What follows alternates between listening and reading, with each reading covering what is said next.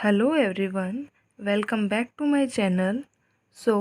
Today's topic is pheromones, and that is pheromones in case of humans. This is a new series on the ethology topic. Introduction. Special substances that are secreted by small apocrine glands which affect the human behavior are known as pheromones. As we know, pheromone also play an important role in case of insects like honeybees, ants, etc. So they also play a special role in case of humans. Odors play a role in human sexual behavior, pair formation, and falling in the love involve odors. So mainly there is a role of odor. Okay, then the site of the production, that is from where pheromones are produced mainly. So they are secreted by large number of small apocrine glands, that is higher proportion of solids, okay, are released from them. These glands are concentrated in the armpits. There are 75% more apocrine glands in the male than the female. So as compared to female, male possess more number of apocrine glands. Then the role of armpit and the pubic hair, that is these have sweat glands, that is sebaceous glands. They possess sebaceous glands.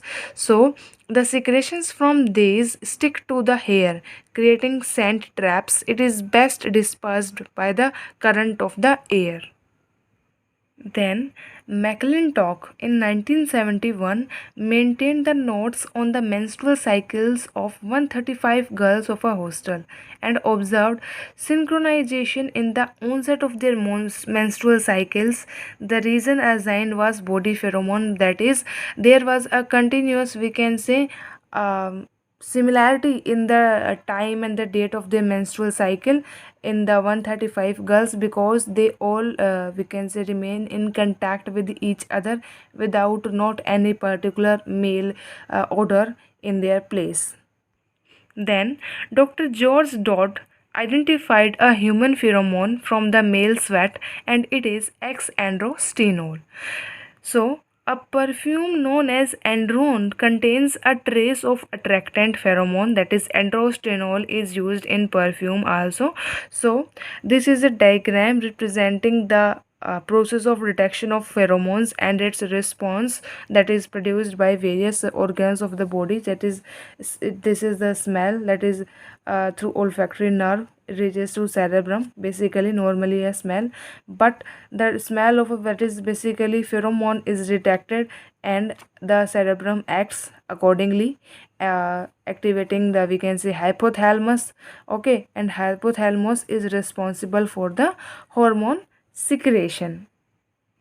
So there are various examples of pheromones in case of human beings. First is androstenone. So it signals dominance and aggression, quite competitive, and none is associated with a sexual response. Basically, it is not responsible for that. Then androstenol. So it signals youth and sociability, often induces lots of talking and comfort. Then androsterone, so it signals masculinity, also creates, okay, an impression of reliability and protection. These are all the, we can say, male hormones, pheromones that are released. And in case of women, copulins, so secreted in the woman during the ovulation. These are a collection of fatty acids and other biological molecules that serve to induce copulation. So basically these are made of fatty acids and other materials. Then their chemistry, that is what these are made up of, the pheromones in case of humans. So in general, pheromones are volatile compounds. The most volatile are the members of the following groups, that is hydrocarbons, alcohols, ketones, and the acetates. These are the most volatile in nature. So these are the, we can say, molecular structures of the pheromones, that is estratetraneol, androstenedione. These are the two formula molecular structures. Then There are some observation or the experiments that are performed by various scientists, and their result are also there. So first is the Wanderley and the Allen Boot. They discovered unexpected effects on the female mouse. That is, they perform an experiment on the female mouse. So what are their observation? First is, when many female mice were left in a cage to live together, their estrus cycles were synchronized, just like the hostel girls. Their cycles were synchronized. Then, if female mice were kept away from the males for a long time, their estrus cycle stopped completely. That is, if there is not any presence of male odor, their estrus cycle will stop. Then, pheromone of a male initiated the estrus cycle again. Then again, if we put again a male in their cage, then the estrus cycle will start again. And when female mice were kept in the groups, an increase in the number of the pseudo pregnancies, it could be prevented by the removing the olfactory bulbs. So basically, there is not an actual pregnancy, but symptoms of pseudo pregnancies is seen in case of the female mice when they are live together. This is the Lee-Boot effect. This is known as Lee-Boot effect. So this is a diagram representing the male and the female mice experiment on them. That is, its social status, it has a testosterone level, that is its genetic background. Then whenever it releases pheromone, then female receives it. That is, the effects are alteration of the reproductive function, that is its reproductive function got altered for some level, that is puberty acceleration took place, estrus synchronization was there, termination of pregnancy is seen, and also alteration of sexual behavior is also seen, that is approaching the males, inbreed avoidance, mate choice, lordosis response is seen, estrogen number increase, GnRH, that is gonadotropic releasing hormone increase, LH increase, that is a luteinizing hormone also increase. Then second effect is the Helen-Bruce effect, that is odor of a strange male mouse, okay, blocked the pregnancy of a newly conceived female mouse. That is, if a mouse, we can say basically a mice is newly conceived, and if it is, we can say, observed by a new strange, that is odor of a strange male, then the pregnancy will be, we can say, disrupted. It suppresses the secretion of the prolactin, so that a normal oestrus cycle again was restored. So whenever oestrus cycle was restored, the symptoms or the chances of pregnancy was nil.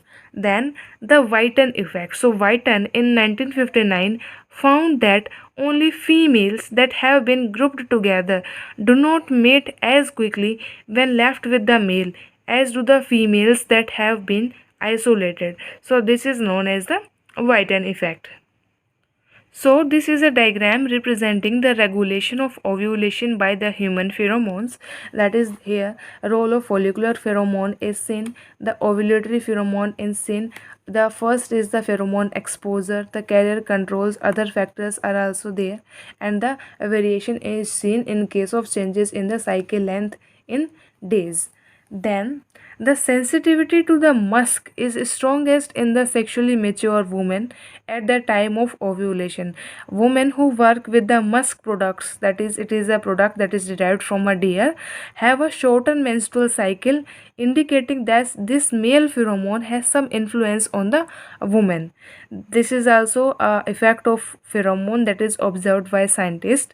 Then the again is Vanderberg effect, that is acceleration of the puberty in the female exposed to the male odor. That is, puberty will start, we can say, earlier in case of the females which have more effect by the male odor.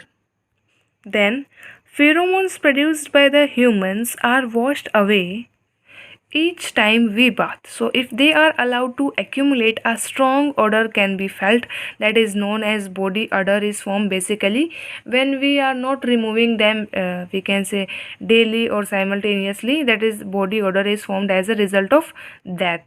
Then body odor is evolved as a human awareness pheromone that perhaps helped our primitive ancestors to locate the members of our own species. So basically there was a historical historical evidence also relating to the body odor, that it will help the ancestors in locating the other members of their own species.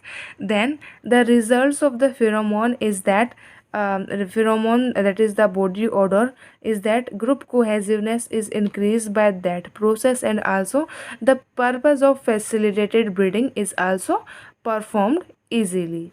So yeah, this is all about the human pheromones. Hope you will like my video, and if you like my video, please do like, share and subscribe to my channel.